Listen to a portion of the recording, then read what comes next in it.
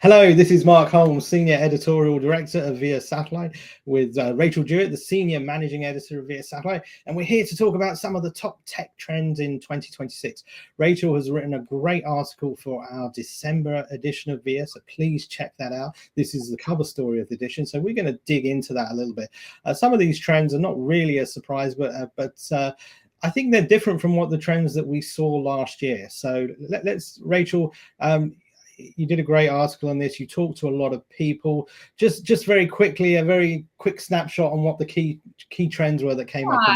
Yeah, of course. Thanks, Mark. So this is the third year for us doing this story. I had such a fun time doing this, having all these conversations. And I didn't give people, I just wanted to hear what trends the experts were thinking about. I didn't, give them a list of trends or anything. And then it was interesting to look and see, okay, what did these people say? And then to really see the commonalities throughout. And it was pretty clear to me what the 10 were going to be. Some of the top ones, I think this was a trend last year as well, but there's new layers and developments each year. So the SATCOM and telco convergence, we've seen a lot more adoption and rollouts with direct to device this year. And then Cynthia Hardy from iDirect brought in kind of the ground tech side perspective, that not just direct to device, but hybrid roaming from SATCOM networks to 5G standards networks is coming and is in the future. So that was really interesting. I would say that AI was I called it the super trend. Almost everybody wanted to talk about this. So I had to, I wasn't even able to include all of the comments that I got about AI. And people had what I thought was interesting was the different things that people had to say, from the network management side, how satellites, what satellites can do on orbit and like onboard processing, and how that's changing really the products and services that satellites can offer. And then Sita Santi from AlixPartners had an interesting comment about large language domain specific language models, where you can pull together system requirements and use AI to help companies come up with their requirements for programs. So I thought that was really interesting. So those were some of the top ones. Another one that was really popular, and we've been talking about this all year, is sovereignty. And some layers to this were obviously the desire for countries to have their own sovereign systems, but also sovereign data. And then I also ended up separating Europe out as its own trend, because it kind of needed to be talked about separately than just the overall global sovereign trends. There's a lot to dig in there. I just want to go back to the AI. I love the fact that you called it a super trend, because I think it's probably the first time when we've talked about this article in the past where we actually say, oh, actually there's trends, but there's also maybe one or two super trends. So and it's very difficult, as you know now, to have a conversation or an interview and AI not to come up in the conversation at some point, regardless of what part of the industry that you're talking about. I mean, in terms of defense, we've seen some really big announcements, big uptick in spending plans, particularly in Europe, but you've also had Golden Dome, and there's a sense that that the world is a more fragile place, and there is a need to spend more on defense. I think one of the things that struck me this year, particularly in the run up to CyberSat, was the way people were talking about space as the next contested domain, and that became more and more. It felt like before this year it was sort of on the edges of the conversation, whereas now it feels like it's more sort of mainstream, and that's I think a big change from previous years. I thought the D2Ds, because I think in your article you also talked about not just the overall D2D, but you talked about some of the regulation there as well.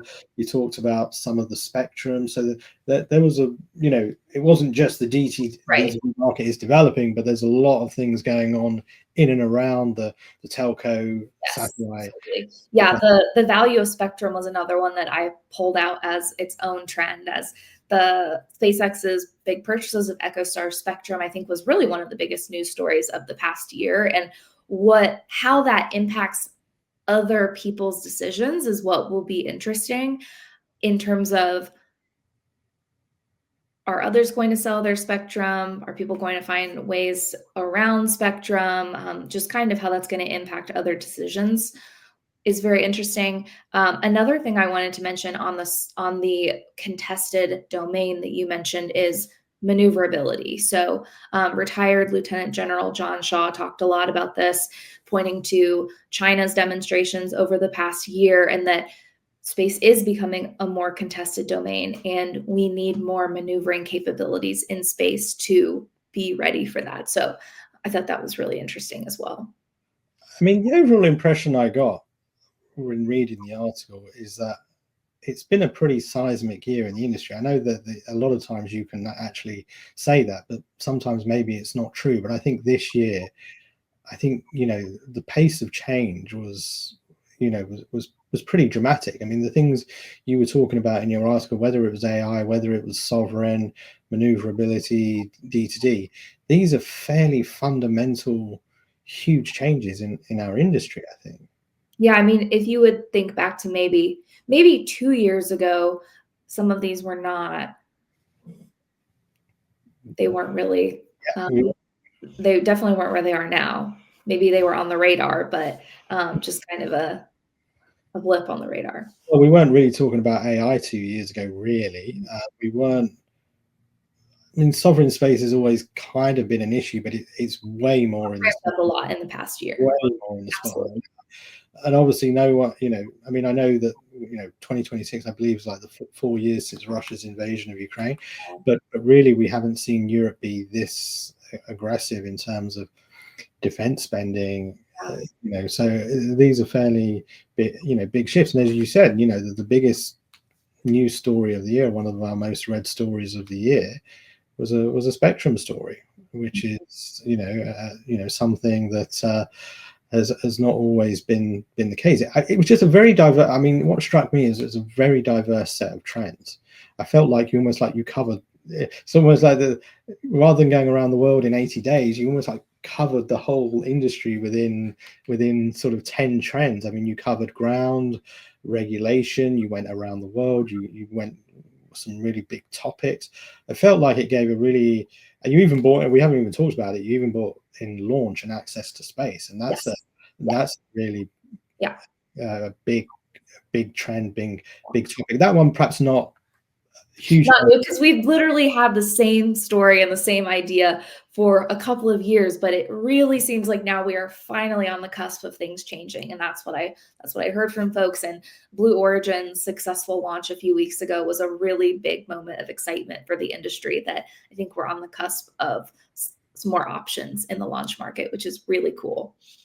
I just felt like there was a lot of big stories this year, but they were all in different places. Yeah, and that was a standout. That's why it was so enjoyable to put together, and it's good for me to take stock of what's happened over the last year, and it's a really good primer, I think, for anyone trying to get a sense of what's in store for the year ahead. So I loved doing it, and it's always, the past few years I've enjoyed reading it, and it was really fun for me to tackle it this year.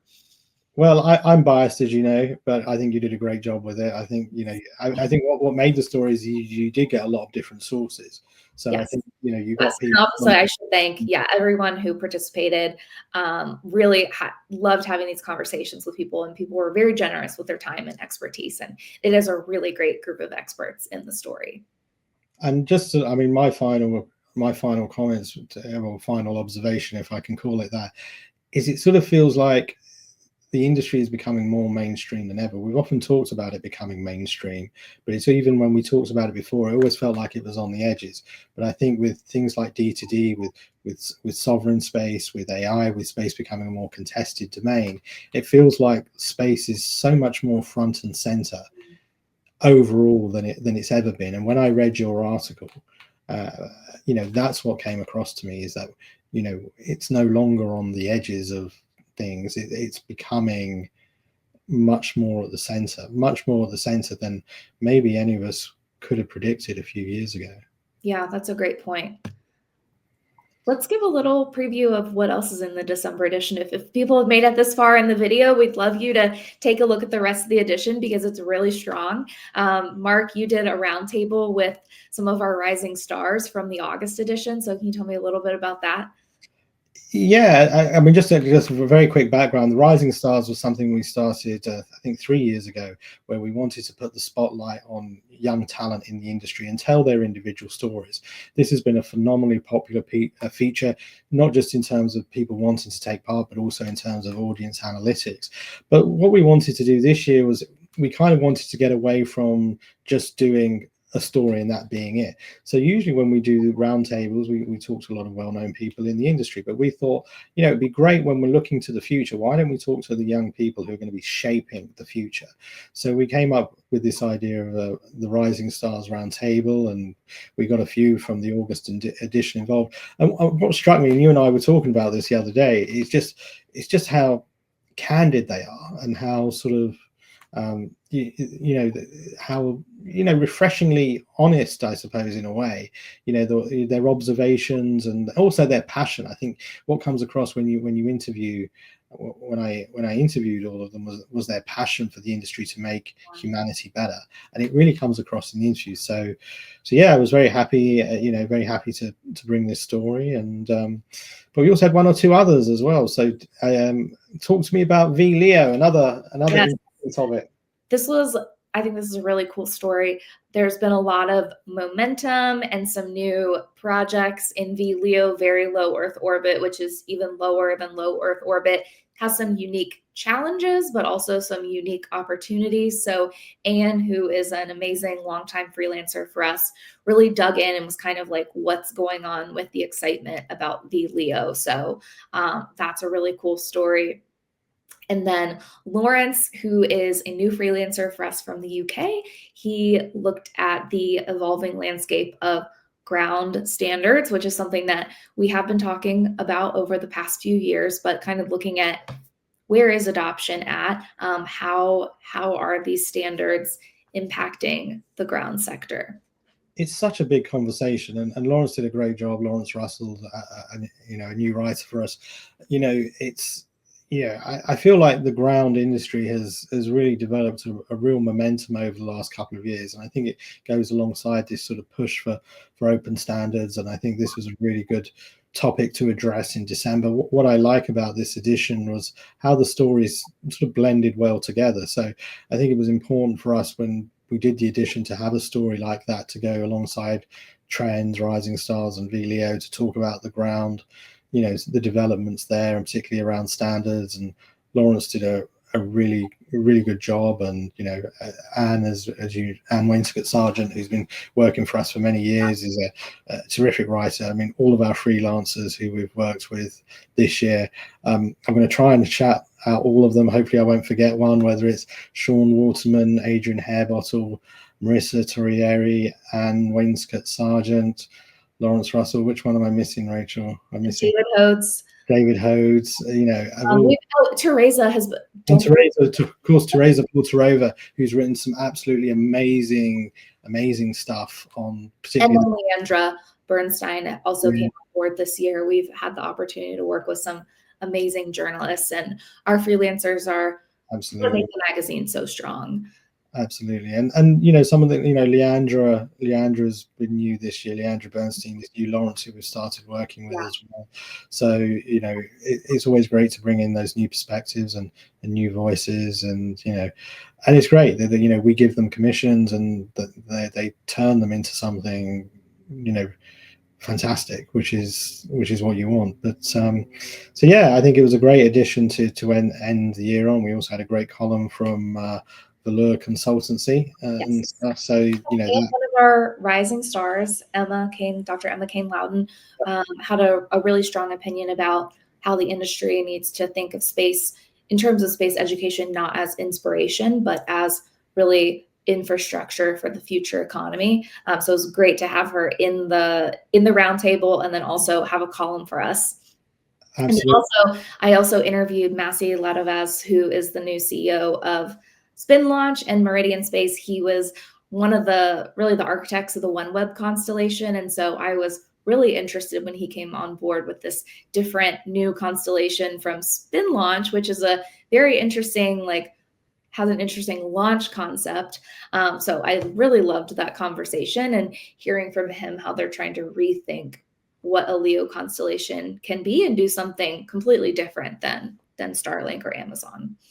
Yeah, so to our audience, it's an awesome edition. There's something for everyone. So if you like the ground, there's something there. If you like hearing what young people think about the industry, there's something there. If you want to talk trends, you want to talk VLEO, you want to talk about new exciting companies, Spin Launch, if you want interesting opinions, there's kind of like something for everyone. So please check it out. We'd love to hear your thoughts, what you liked about it, and any other issues that have come out of that issue that you'd like us to discuss as well. As this might be one of the final videos we do this year, we'd also like to wish all of our audience and community happy holidays as well, and wish you all the best for 2026. Rachel, do you have any final comments you'd like? Mark, you've said it all. Just thanks to all of our readers and everyone for being a part of the Via Satellite community, and hope everyone has a wonderful holiday season.